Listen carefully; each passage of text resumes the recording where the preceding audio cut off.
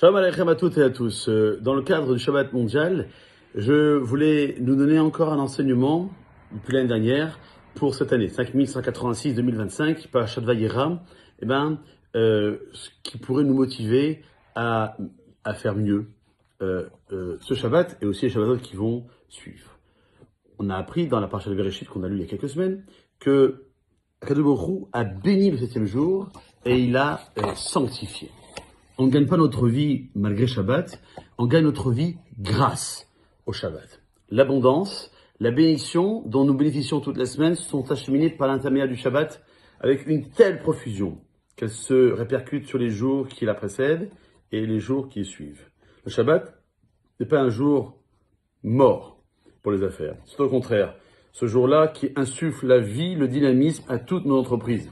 Nos Chachamim nous l'ont dit dans le Pirkei Avot, calcule la perte d'une misa par rapport à son gain et le gain d'une faute par rapport à sa perte.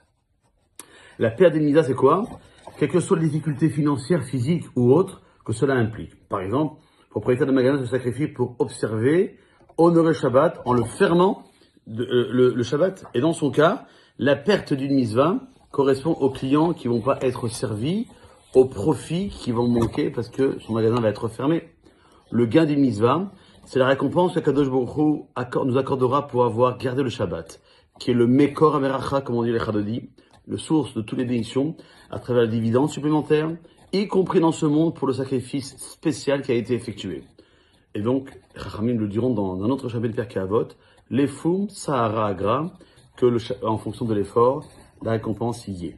Le Shabbat est une leçon de bitachon, de foi, de confiance en Akadosh Baruch Hu, qui nous a enseigné depuis le début de l'histoire de notre peuple.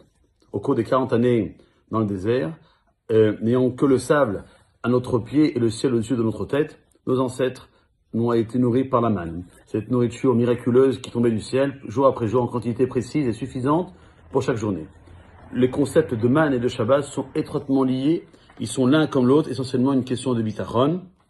Nous sommes peut-être loin de cette génération-là, mais pourtant, la mitzvah, elle est toujours du Shabbat, elle est toujours d'actualité. Lors du Shabbat, lorsqu'on arrête de travailler, qu'on ferme nos entreprises, on pourrait craindre de nous trouver dans une situation financière catastrophique.